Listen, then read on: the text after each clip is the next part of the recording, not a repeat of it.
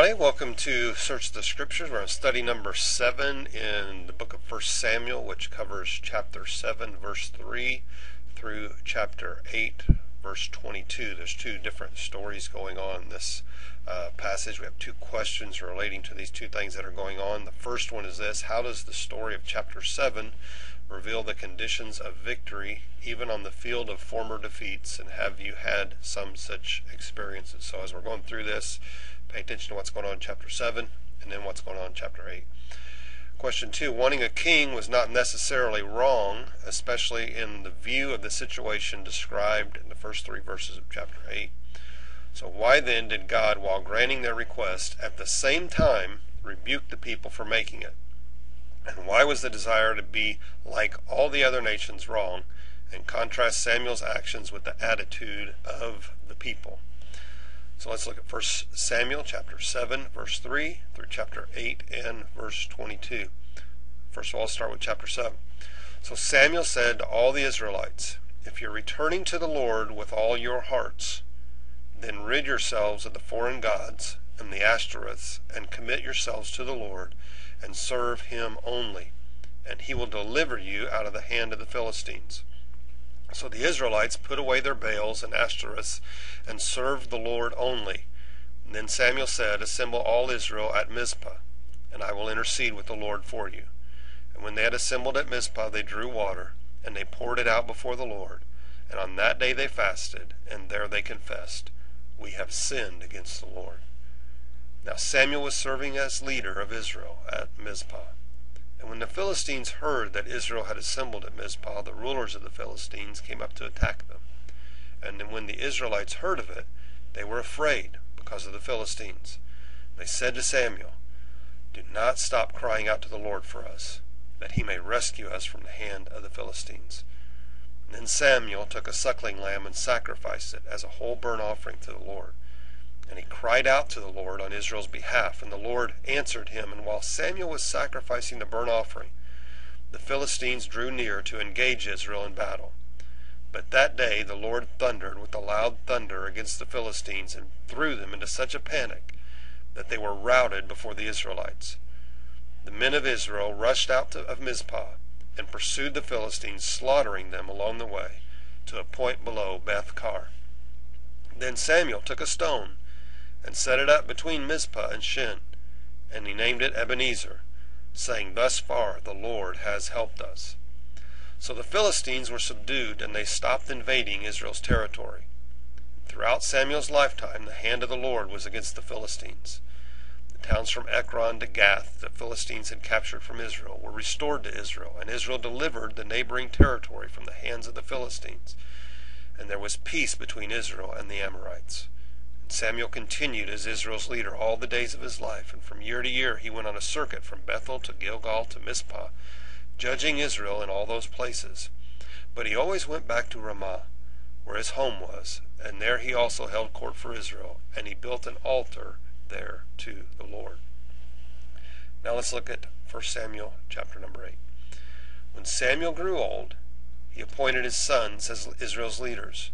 The names of his firstborn was Joel, and the name of his second was Abijah. And they served at Beersheba, but his sons did not follow his ways.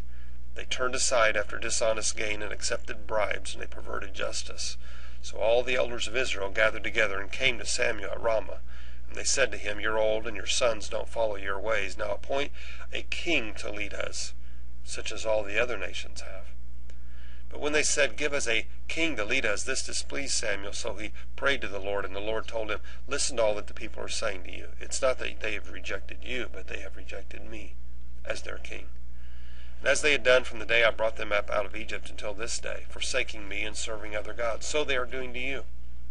Now listen to them, but warn them solemnly, and let them know what the king who will reign over them will claim as his rights. Samuel told all the words of the Lord to the people who were asking him for a king, and he said, this is what the king who will reign over you will claim as his rights. He will take your sons and make them serve with his chariots and horses, and they will run in front of his chariots, and some will assign to the commanders of thousands and commanders of 50s, and others to plow his ground and reap his harvest, and still others to make weapons of war and equipment for his chariots. He will take your daughters to be perfumers and cooks and bakers, and he will take the best of your fields and vineyards and olive groves and give them to his attendants. He will take a tenth of your grain and of your vintage and give it to his officials and attendants, and your male and female servants, and the best of your cattle and the donkeys he will take for his own. He'll take a tenth of your flocks, and you yourselves will become his slaves. When that day comes, you will cry out for relief from the king you have chosen, but the Lord will not answer you in that day. But the people refused to listen to Samuel. No, they said, we want a king over us, then we will be like all the other nations, with a king to lead us and go out before us and fight our battles. When Samuel heard all that the people said, he repeated it before the Lord, and the Lord answered, listen to them and give them a king. And then Samuel said to the Israelites, everyone go back to your own town. Okay, so let's now look at the questions from the first chapter. Chapter 7. How does the story of chapter 7 reveal the conditions of victory, even on the field of former defeats? And have you had some such experience? Well, victory in chapter 7 of 1 Samuel was based on returning to the point of their defeat, repenting of their sin, and then re-entering the battle on God's terms. Remember, before, God never told them to take out the ark, but they took out the ark. Here, Samuel intercedes for them, and they beg Samuel to keep on interceding for them. They don't have the ark there with them in the battle now. They've learned that from that mistake. So they're re-entering the battle on the Lord's terms. And when we take those steps, return to the defeat, repent, and re-enter the battle on God's terms, when we take those steps, God meets us, and he gives us the victory. From chapter number 8 now, wanting a king wasn't necessarily wrong in view of the situation with Samuel's sons, taking bribes and perverting justice in the opening verses of that chapter. So why then did God, while granting their request for a king, at the same time rebuke them for making it? And why was the desire to be like other nations wrong?